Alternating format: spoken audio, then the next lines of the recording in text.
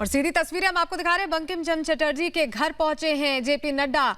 वंदे मातरम के रचयिता थे बंकिम चंद्र चट्टोपाध्याय और उन्हीं के घर पर पहुंचे हैं। महापुरुषों का सम्मान बीजेपी लगातार अब चुनावी रण में करती नजर आ रही है और ये तस्वीरें उन्हीं के घर से हम आपको दिखा रहे हैं, जहां पहुंचे हुए हैं जेपी नड्डा। उनके घर पर श्रद्धांजलि अर्पित करेंगे। नौहाटी में है उनका घर बंकिम चंद्र चटर्जी का, और श्रद्धा सुमन भी अर्पित करेंगे। देखिए तस्वीरें हम आपको दिखा रहे हैं। दिलीप घोष, कैलाश विजयवर्गीय सरीखे बड़े नेता उनके साथ इस दौरे में नजर आ रहे हैं।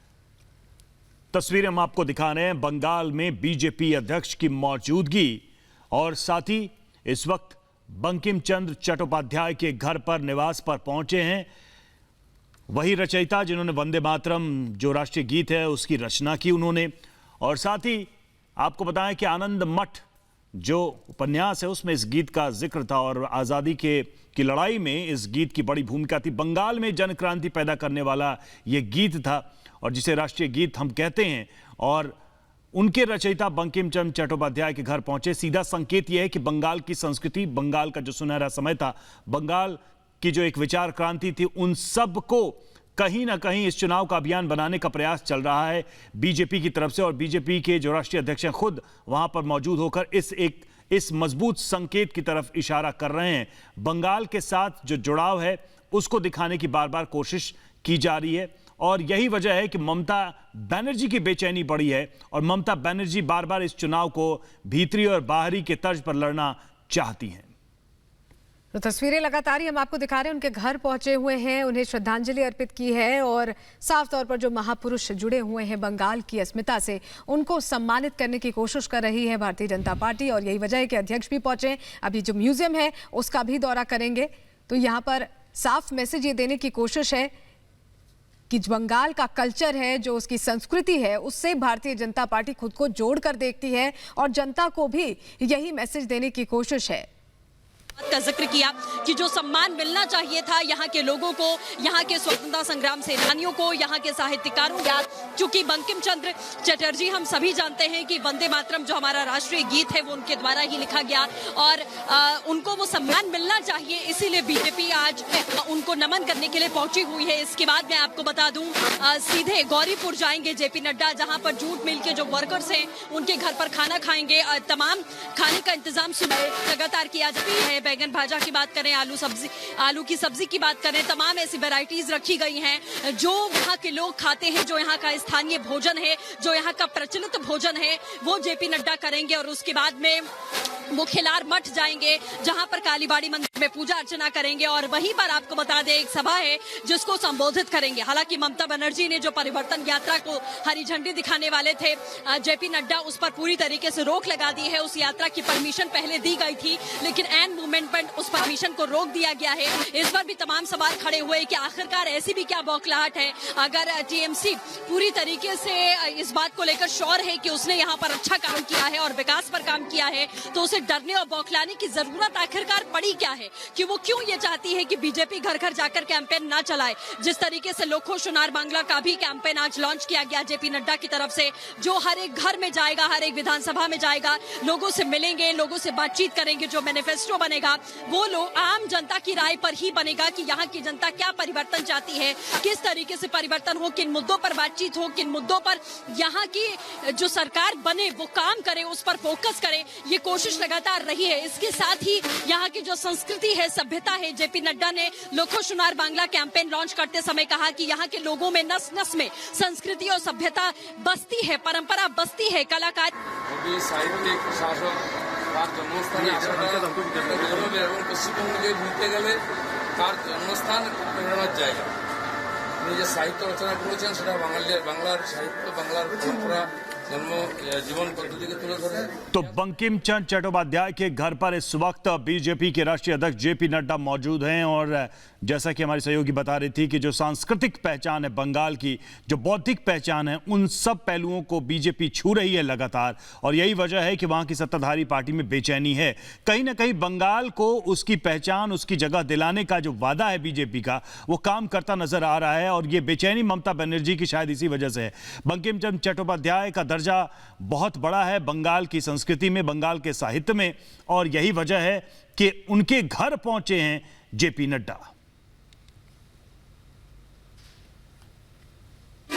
तमाम सवाल थे जो यहाँ पर खड़े किए गए जेपी नड्डा की तरफ से। तो जेपी नड्डा ने साफ कहा कि हम पूरी कोशिश यही करेंगे और आप हमें सहयोग करिए, आप हमारी सरकार बनाइए और कोशिश यही हमारी होगी कि इसी तरीके से हम बंगाल का परिवर्तन करें और बंगाल को सोनार बांग्ला में हम तब्दील करें। बिना जनता के सहयोग के ये पूरा नहीं हो पाएगा। तो तमाम सवाल खड़े किए गए यहाँ पर जेपी नड्डा की तरफ से ममता सरकार पर कि ममता बनर्जी के पास में अगर कोई मुद्दे हैं तो उन मुद्दों पर बात करें, उन मुद्दों पर वो डट कर सामना करें। इस तरीके की बौखलाहट दिखाना कि आप रैली को नहीं होने देंगी, आप जन समर्थन में नहीं जाने देंगी, बीजेपी को लोगों से मिलने नहीं देंगी, बातचीत नहीं करने देंगी। आखिरकार ये कहाँ क्या न्याय है? लोकतांत्रिक देश में हम रहते हैं, हर पार्टी को अपनी बात रखने का अधिकार होता है। इसके साथ ही जिस तरीके से ममता बनर्जी की शब्दावली यहाँ पर देखने और सुनने को मिली है, हुगली में जनसभा करते हुए ममता बनर्जी ने प्रधानमंत्री नरेंद्र मोदी को गुंडा कह दिया, प्रधानमंत्री नरेंद्र मोदी को रावण कहा, दानव कहा। इस तरीके की बातें ममता बनर्जी ने यहाँ पर उठाई हैं। तो सवाल उठता है, अब जेपी नड्डा बाहर निकलते हुए, ये तस्वीरें हम आपको दिखा रहे हैं, अब बाहर वो निकलते हुए यहाँ पर नजर आ रहे हैं और उसके बाद सीधा वो मंच पर जाएंगे और वहां पर हो सकता है थोड़ा सा संबोधन भी दें।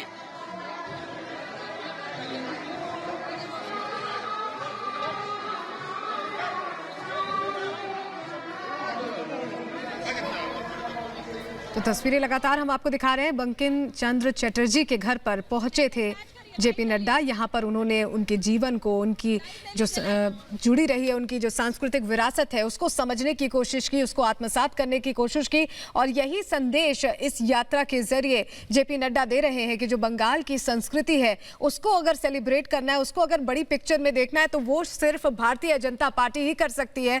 यही वजह है कि उन्होंने बार बार कहा कि सोनार बांग्ला का जो सपना है उसे सच करने में भारतीय जनता पार्टी ही आगे आ पाएगी। और ये उनकी इस रैली के जरिए, उनका जो विजिट है उसके जरिए समझ में आ रहा है। उन्होंने श्रद्धांजलि भी अर्पित की है और लाखों सोनार बांग्ला उन्होंने लॉन्च किया है जिससे कि वो और लोगों को, बंगाल की जो जनता है उसको जोड़ना चाहते हैं। उनकी क्या मंशा है, किस तरह का विकास, किस तरह का परिवर्तन वो चाहते हैं, उनकी जो आकांक्षाएं हैं उससे जुड़ी हुई बातें इस लाखों सोनार बांग्ला के जरिए भारतीय जनता पार्टी जानना चाहती है और उसे मूर्त रूप देने की कोशिश की जाएगी अगर सत्ता में पार्टी आती है तो। और हमारी सहयोगी सृष्टि लगातार यहाँ पर मौजूद है बंगाल में और पल पल की तस्वीरें हम तक पहुंचानी। सृष्टि, देखिए बहुत खास हो जाता है, परिवर्तन रथ को जब रवाना किया था जेपी नड्डा ने तो उन्होंने कहा था कि संस्कृति को आत्मसात हम करेंगे, संस्कृति को लेके चलेंगे और बंगाल की जो संस्कृति बहुत डाइवर्सिफाइड है।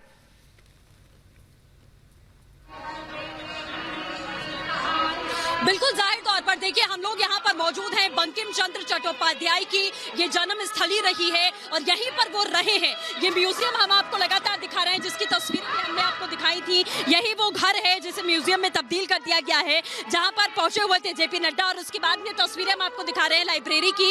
इसी लाइब्रेरी में इस वक्त जेपी नड्डा मौजूद है, हालांकि अंदर अलाउ नहीं किया है जाना। और लाइब्रेरी में यहाँ पहुंचे हुए हैं जेपी नड्डा। तो संस्कृति और सभ्यता की लगातार बीजेपी जिस तरीके की बात करती रही है वो जमीनी स्तर पर उसी तरीके से कार्य करती हुई यहाँ पर दिखाई दे रही है। और संस्कृति का जिस तरीके से गला घोटती हुई ममता बनर्जी नजर आ रही हैं कि संस्कृति के नाम पर आप देश के प्रधान को अब शब्दों से संबोधित करेंगे। आप अपनी विरोध की राजनीति में इस कदर अंधे हो चुके हैं कि आपको ये भी नजर नहीं आ रहा कि वो एक ऑपोजिशन पार्टी ही नहीं बल्कि वो एक देश के प्रधानमंत्री हैं, वो हिंदुस्तान के प्रधानमंत्री हैं। और प्रधानमंत्री के बारे में इस तरीके के शब्दों का इस्तेमाल करना, रावण कह देना, दानव कह देना और ये कह देना कि इससे बड़ा गुंडाबाज कोई हो नहीं सकता और गुजराती कोई भी राज नहीं कर सकता बंगाल पर। क्या आपका पेटेंट है? ये सवाल हम लगातार पूछते हैं कि क्या बंगाल पर सिर्फ आपका ही अधिकार है? ये पूरा हिंदुस्तान क्या बंगाल से अलग हो चुका है या बंगाल को आप हिंदुस्तान से अलग करना ही चाहती हैं?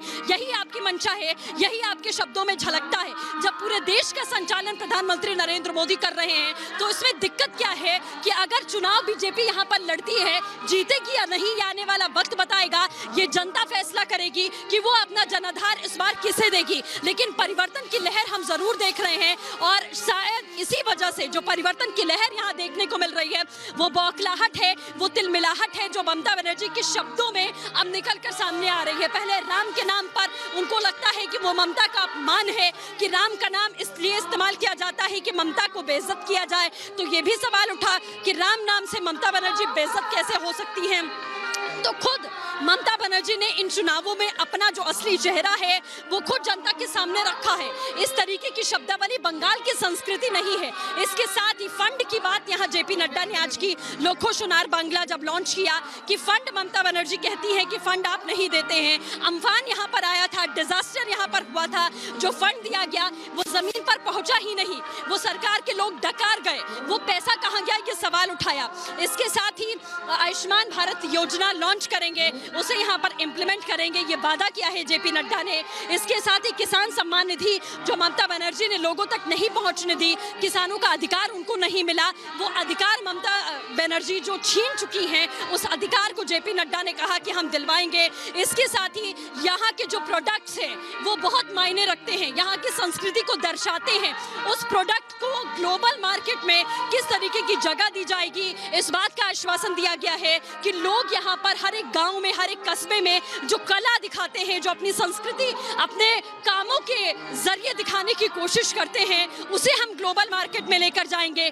पर्यटन के क्षेत्र में बंगाल को बढ़ावा देंगे, लोगों को रोजगार मिलेगा, क्योंकि यहाँ की जनता अब पूरी तरीके से आस में बीजेपी को देख रही है कि भारतीय जनता पार्टी का जनाधार बढ़ता चला जा रहा है और बीजेपी क्या करेगी, किस तरीके से लोगों को यहाँ परिवर्तन दिखाएगी और किस तरीके से विकास के पथ पर बीजेपी आगे बढ़ेगी। ये वादा लगातार जेपी नड्डा और प्रधानमंत्री नरेंद्र मोदी जब भी यहाँ पर आए तब उन्होंने दिया है।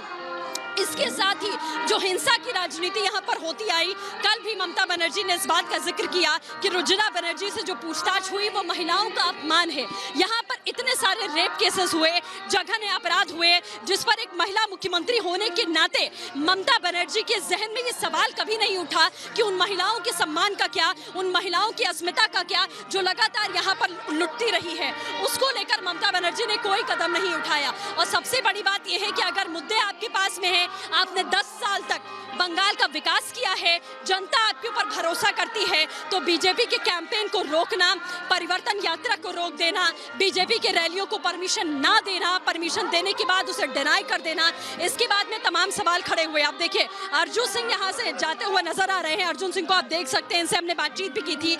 इन्होंने भी साफ तौर पर कहा था कि ममता बनर्जी की ये बौखलाहट है जो इस वक्त हमें देखने को मिल रही है, जिसकी वजह से वो हैरान परेशान लगातार बीजेपी के रैलियों को रोक रही हैं और प्रधानमंत्री नरेंद्र मोदी को गुंडा कह देती हैं।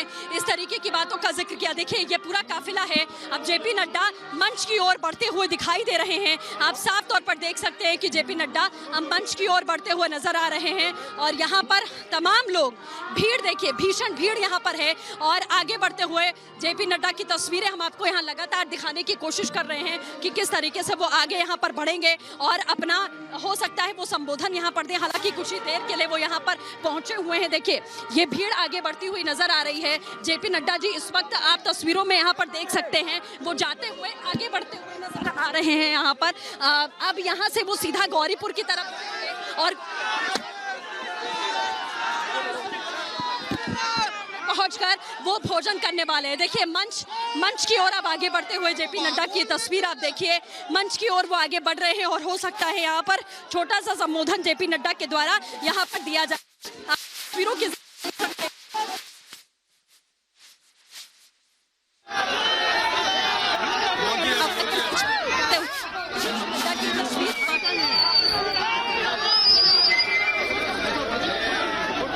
नड्डा ने इससे पहले श्रद्धांजलि दी है और जो लाइब्रेरी थी उसमें भी अंदर गए और उनकी जो स्मृतियां हैं उनको देखकर उन्होंने जो योगदान रहा है बंकिम चंद्र चट्टोपाध्याय का उसे याद किया।